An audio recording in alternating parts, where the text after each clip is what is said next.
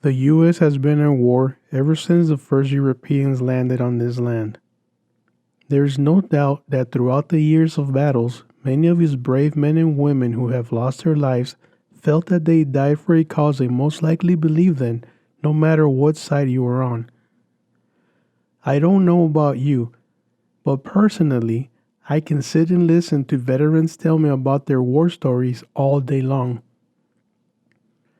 There is no doubt that those who have served in the military have their own stories to tell, and some of them have left them with more questions than answers. Tonight's story is no exception.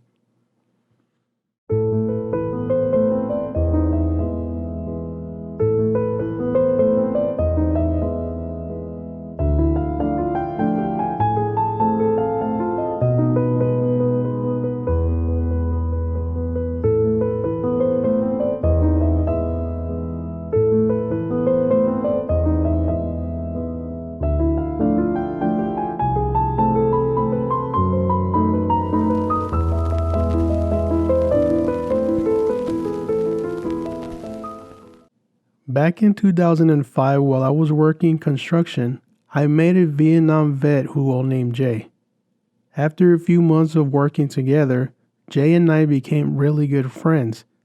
He was a pretty private guy and kept mostly to himself. We both loved camping, and so we did as much of it as we possibly could. One night after a few beers, Jay began to talk about his tour in Vietnam and of a few rough firefights they had in the jungles. He told me exactly where he was stationed and how brutal those close quarter fights really were. As a side note, this only happened if you had his full trust and respect.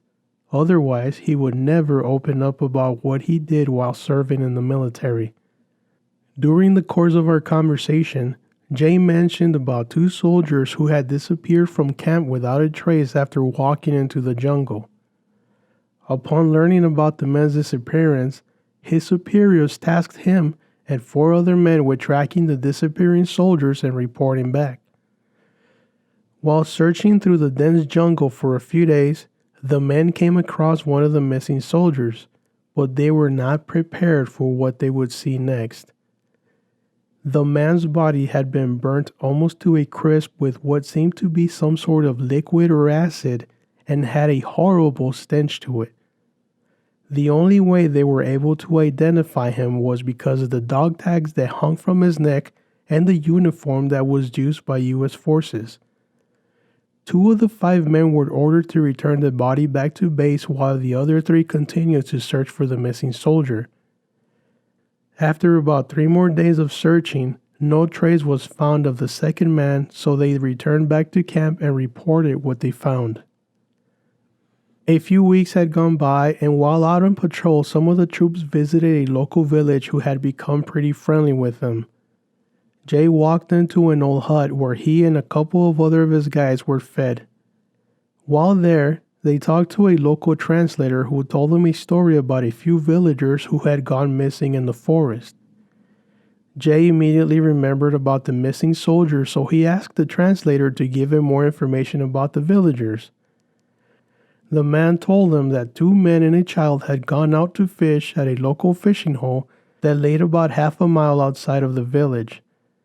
In order to get there, they would have to travel through part of the jungle until they reached a clearing where the river laid.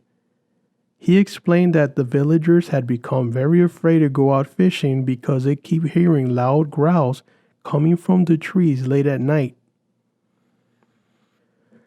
The locals believed that the rock apes were the ones responsible for the disappearance of the villagers and the child. For those of you who don't know what rock apes are, they are described as large bipedal primates with human-like appearances, about 6 foot tall, covered in red or brownish hair, weighing about 300 to 400 pounds. Throughout the Vietnam War, many encounters with these rock apes had been reported by U.S. troops, but they weren't the only ones reporting about these large bipedal creatures. First reports of them can be traced as far back as 1820, and there's even reports about a couple of them being brought back to the States. They mostly inhabit the Central Highlands region, which encompasses a large range of hills and mountains in the central and southern parts of the region. The hill tribes call these creatures the Moi, meaning wild men or savages. It was commonly known amongst the tribes that when these rock apes became agitated, they would attack you by throwing rocks or by fully charging at their victims. Villagers throughout the country fear these bipedal creatures, and so they will leave them alone as much as possible. But soon after listening to the story, Jay became very curious about the apes and asked the man for directions to the river. The translator hesitated for a while, but finally agreed to tell him where to go, but warned him about how aggressive the rock apes were and about how strange creatures have also been seen in the forest. Jay laughed it off, thinking it was mostly local superstition, but didn't want to miss out on the opportunity to possibly encounter one of these rock apes. After going back to base, Jay asked permission to scout the new area, and after a few days he got the green light in hopes they would figure out what happened to the missing soldier. The same 5 men who were originally sent out on the first mission were picked to go back on this one as well. They set a date and headed out early morning while it was still dark. They began scouting the jungle looking for any kind of trace of the missing man. After a few hours of searching, all 5 men suddenly froze up when they came across the same low growl described by the translator days earlier. Jay described it as a really deep, vibrating type of growl that you can feel deep inside your chest. Expecting an ambush, they readied their weapons and got ready for an attack from guerrilla forces. They all stood still and ready, but nothing happened right away, so they decided to continue scouting slower and in attack formation.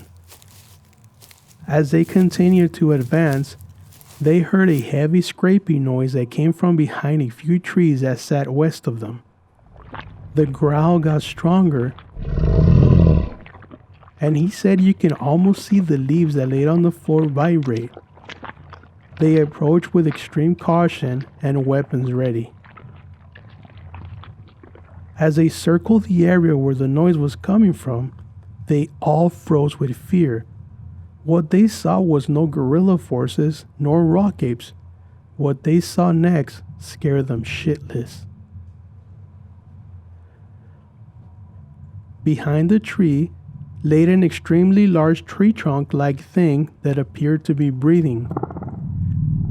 Jay continued to describe it as a very large earthworm-like looking creature as thick as a tree trunk and as long as a python. When the creature noticed the men, it immediately began to slither away towards some abandoned tunnels that were formerly used by the enemies to ambush American forces. As the creature reached the tunnel opening, one of the men began to shoot at it, directly striking it a few times. At which point, they all opened fire and thought to have injured the thing. The creature began to twist and turn as if it was in pain, and at one point, it even turned around towards the men, raised its huge body up into the air, towering above all of them, and let out a growl much louder than the one before. Fearing an attack from this thing, they all retreated behind the trees, at which point, the worm-like creature turned back around, still appearing to be in pain, and slid into the tunnel in which it disappeared.